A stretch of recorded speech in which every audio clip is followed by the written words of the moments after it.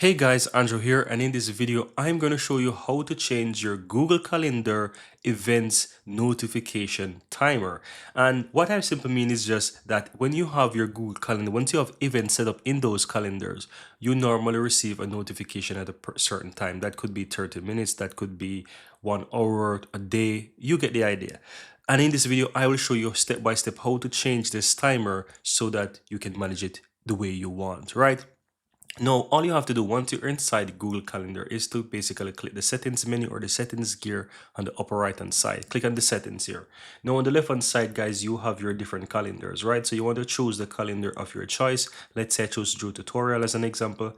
And from here, you want to scroll down under the calendar settings. Now, there will be a section here for event notification. And here you'll see it basically says that receive notification for events on this calendar. So you can easily go ahead and click add notification, and you can just basically choose if you want a notification or an email, and then you can choose how you want that in terms of minutes. So you can basically choose minutes, hours, days, weeks ahead when you want to receive notification. Now, let's say I want to change this, for example, 1 day before, right? I can basically put one and I can switch this to days, right? And as you can see, that's all I have to do.